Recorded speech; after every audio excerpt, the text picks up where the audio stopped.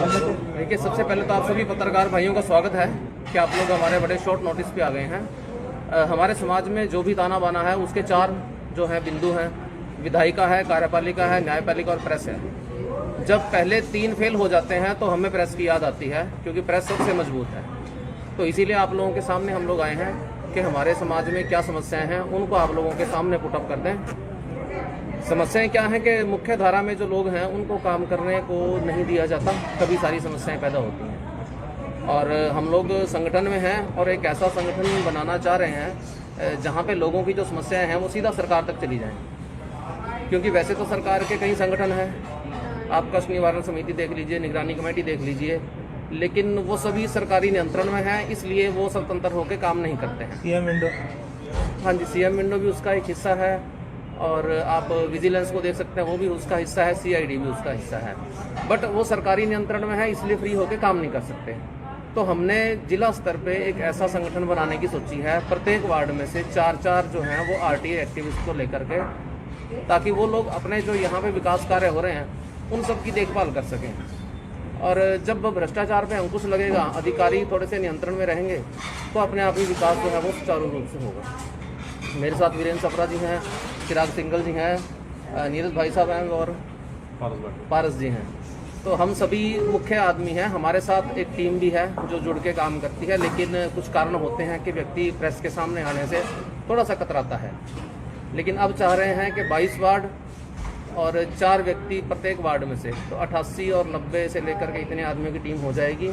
हम उन लोगों को टेक्निकली सारी चीज़ें बताएंगे, जिससे कि वो अपने आप ही अपने वार्ड की देखभाल कर पाएंगे। तो यही बात आपके सामने इसलिए रखी है कि आप लोग, जितने लोग आपसे जुड़े हुए हैं, जब वो वहाँ तक आपकी बात पहुँचेगी तो हमारा संदेश भी उन तक पहुँच जाएगा और मिलजुल के ये एक अच्छा प्रयास होगा, जिसको कि सफल बनाना हम सबकी जिम्मेदारी है। और ये एक नॉन पॉलिटिकल चीज़ है। यहाँ हम लोग बैठे हैं, हमारी निजी तौर पे किसी भी पार्टी में आस्था हो सकती है, लेकिन कोलैबोरेटली जब हम यहाँ बैठे हैं तो नॉन पॉलिटिकल है चीज़। सर बड़ी संख्या में आरटीए एक्टिविटीज हर जिले में काम करते हैं जी। आप यमुनानगर में कोई नया प्लान तो लेकर आए नहीं, आप भी वैसी ही बात कर रहे हैं, लेकिन ज़्यादातर मामलों में आरटीए का जवाब ही नहीं आता, धक्के खा के आदमी बैठ जाता है। आता है जी। देखिए, हमारे पास ये थोड़ा सा हिस्सा है, मेरे पास 10,000 के करीब कागज हैं आरटीए के, जो रिप्लाई आया हुआ है। अब आपने जो कहा है कि जवाब नहीं मिलता, जवाब मिलता है, चंडीगढ़ तक जाना पड़ता है। लोगों को जानकारी का अभाव है, उनको पता नहीं है कि प्रोसीडिंग कहाँ करनी है। जस्ट एक एप्लीकेशन लिख के एसबीआईओ को दे देना, उससे समस्या हल नहीं होती है। उसके आगे फर्स्ट अपील है, देन स्टेट में जाना है। जब ये सारी चीज़ें होंगी तब जवाब मिलता है, अफसर मजबूर हो जाते हैं। कानून बहुत मजबूत है, लेकिन जब तक आप कानून की बारीकियों को साथ लेकर के नहीं चलोगे तब तक कानून बेअसर होता है। ऐसा ही होता आया है, ये आपके सामने सबूत है। तकरीबन 900 पेज तो ये हैं और 10,000 के आसपास पेज मेरे ऑफिस में बड़े होंगे। तो क्या निकला सर इसमें से? इसमें से जो करप्शन की चीज़ें हैं ये सारी लगी हुई हैं, उनकी अफसरों को प्रोसीडिंग करवाते हैं। उनके पास क्या है, क्योंकि सरकार के नियंत्रण में है, वो इस काम को डिले कर सकते हैं। और जो हमारा आगे का प्लान क्या है कि बेशक ये डिले कर दें, उस बात को कोई बात नहीं। जब सरकार बदलेगी, कुछ अच्छे लोग आएंगे, तो इन सारी चीज़ों के जवाब मांगे जाएंगे, क्योंकि इन कागजों के अंदर बदलाव नहीं हो सकता। ये हमारे पास सबूत हैं। हर एक अफसर, चाहे वो जेई है, एक्सीएन है, एमई है, उन सबको जवाब देना पड़ेगा कि ये भ्रष्टाचार क्यों हुआ है। अत्री जी, जो नुमाइंदा चुना आपने, मेयर मलिन चौहान, सभी ने वोट दी है, उनकी भी जिम्मेदारी बनती है आपका सहयोग करना। देखिए, जिम्मेदारी उनकी बनती है, लेकिन आजकल जिम्मेदारी निभा कौन रहा है? कोई भी नहीं निभाता। हम मदन चौहान जी के खिलाफ नहीं हैं, लेकिन जो मेयर की कुर्सी पे बैठ के नीतियाँ बन रही हैं, हम उनके खिलाफ हैं। निजी तौर पे मदन जी से कोई हमारा वैर विरोध नहीं है, लेकिन जो नीतियाँ वो बना रहे हैं जिससे कि विकास सुचारू रूप से नहीं हो रहा, भ्रष्टाचार को बढ़ावा मिल रहा है, हमारा विरोध उस चीज़ के साथ है। तो क्या नगर निगम अपना काम सही ढंग से नहीं कर पा रहा है? बिल्कुल नहीं कर पा रहा, आपके सामने है। क्योंकि आपको किसी भी तरह के जो है प्रूफ की जरूरत नहीं है, आप सब चीज़ें जानते हैं। नगर निगम के कई बिंदु हैं, सैनिटेशन है, आप बिल्डिंग ब्रांच ले लीजिए, जितना भ्रष्टाचार वहाँ पे है उतना तो पूरे राज्य में कहीं भी नहीं है।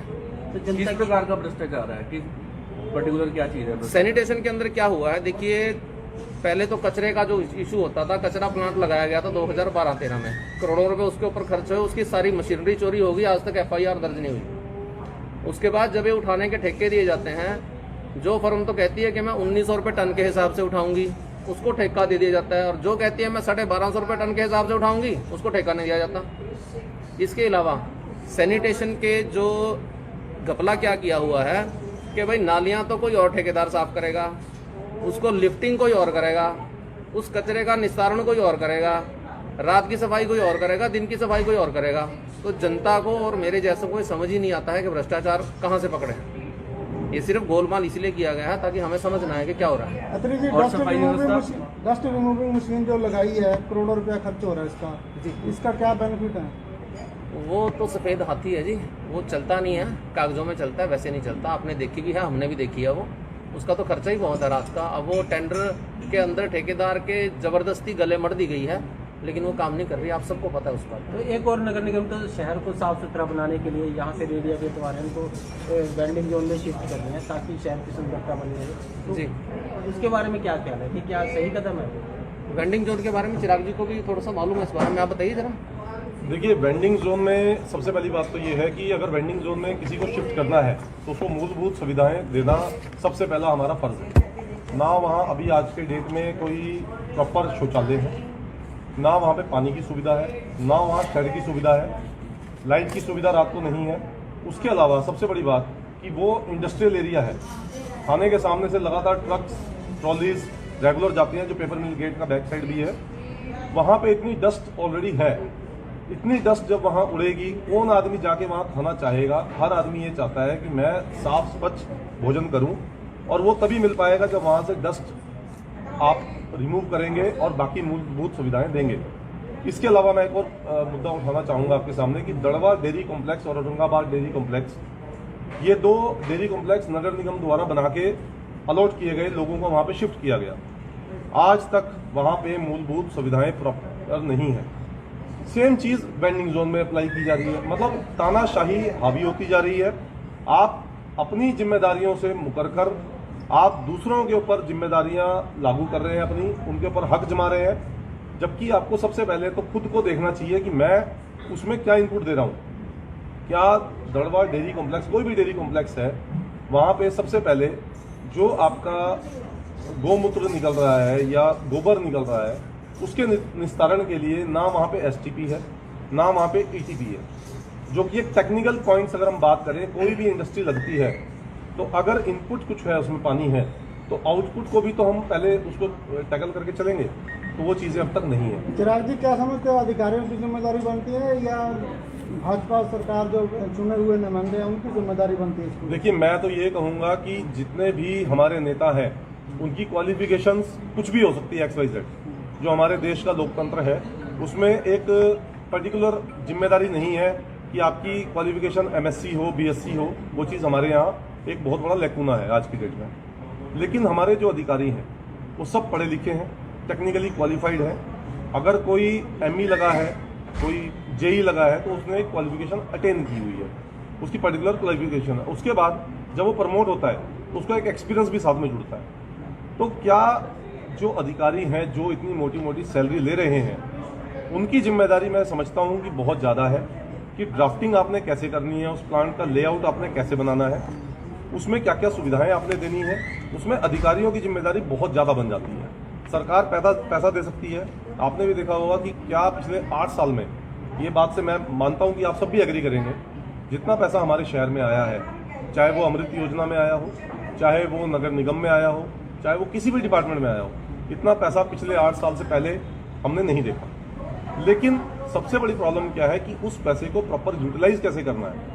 पैसा आ रहा है लेकिन उसकी वेस्टेज हो रही है। वेस्टेज कहाँ हो रही है? भ्रष्टाचार में। आपके चुने हुए नुमाइंदे करवाएंगे ना, किस लिए चुने हैं? देखिए, मैं ये नहीं कह रहा हूँ कि उनकी जिम्मेदारी नहीं है, मैंने आपको ये नहीं बोला। मैं सिर्फ टेक्निकल पार्ट की बात कर रहा था कि टेक्निकल पार्ट्स में जो जिम्मेदारी है वो अधिकारियों की, पढ़े लिखे लोगों की बनती है।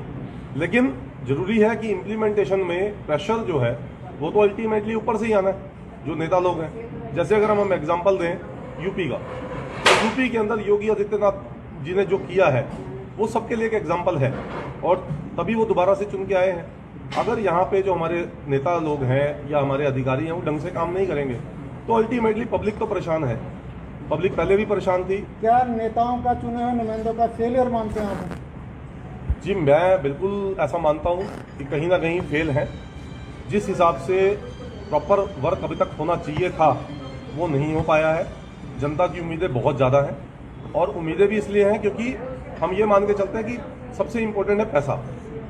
जब पैसा आ रहा है और जनता के टैक्स का पैसा है, टैक्स पेयर पूरा खुल के पैसा दे रहा है, जीएसटी कलेक्शन आप देख रहे हैं 1 लाख से ऊपर जा रहा है। तो जब इतना पैसा आपके पास आ रहा है उसको प्रॉपर यूटिलाइज कराना तो जिम्मेदारी बनती है, उस जिम्मेदारी से कोई भी मुकर नहीं सकता। तो क्या मानते हैं कि किस तरीके से उठाएंगे फिर आगे? देखिए, हम तो ये चाहते हैं कि हमारे साथ हर वार्ड में, जैसे गुरमीत भाई ने कहा कि 4-4 लोग जुड़ें, आरटीआईज लगाएं अपने अपने वार्ड की, अपने अपने मुद्दों की।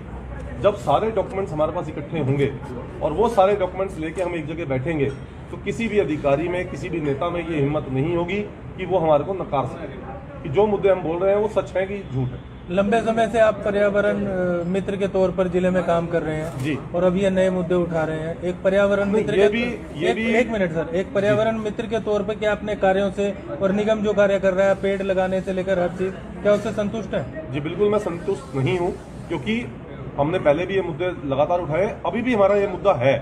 आप ये मत सोचिए कि हमने अगर दड़वा डेयरी कॉम्प्लेक्स की या सफाई की बात की है तो हम कहीं ना कहीं पेड़ों से भटक गए, ऐसा नहीं है। तो इतने पेड़ काट दिए गए, आपकी तरफ से कोई बात नहीं? सर, हमने क्यों नहीं बात की, हमने लगातार ज्ञापन भी दिए हैं डीसी साहब को भी, हमने मंत्री जी से मुलाकात की है, उन्होंने हमें वादा किया था पेड़ नहीं काटे जाएंगे। हम तो धारा 302 लगाने की सिफारिश करते हैं कि जो भी हरा पेड़ काटे हमारे शहर के अंदर उसके ऊपर 302 लगा के उसको अंदर किया जाए। बचे ही 20% है सर अब तो। सर बिल्कुल 20% बचे हैं, लेकिन जो बचे हैं उनको बचाना भी हमारी जिम्मेदारी है। और जो और हम नहीं लगा सकते हैं, बल्कि हमने तो इसमें लिखा हुआ भी है कि जो पेड़ काटे गए हमारे फुआरा चौक से लेके ITI तक, मधु चौक से लेके कन्हैया चौक तक और फिर फाउंटेन चौक से लेके जगाधरी झोटा चौक तक, वो सारे पेड़ का जवाब हमें मिलना चाहिए। क्योंकि एक इसमें कैंपा फंड होता है, कैंपा फंड के अंदर अगर आप एक हरा पेड़ काटते हैं तो आपको 10 पेड़ लगाने होते हैं, उसके पैसे जमा होते हैं डिपार्टमेंट में, लेकिन वो नहीं लगाए जा रहे। जितने भी पेड़ वापस लगाए गए हैं वो सभी संस्थाओं द्वारा लगाए गए और संस्थाएं लगातार काम कर रही हैं शहर में। हम तो ये रिक्वेस्ट करेंगे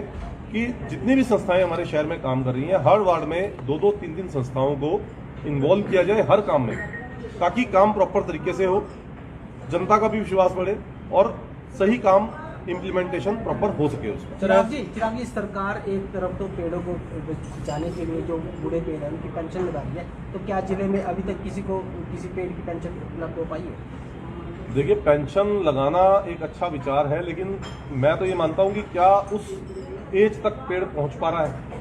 75 साल से ऊपर के पेड़ों को पेंशन बांध रहे हैं, क्या उस एज तक कोई पेड़ पहुँच पा रहा है? और सबसे बड़ी बात यह है, जो नए पेड़ लगाए जा रहे हैं उनका संरक्षण प्रॉपर करना वो बहुत इंपॉर्टेंट है। और उसके अलावा जितने भी पेड़ हमारे यमुना के किनारे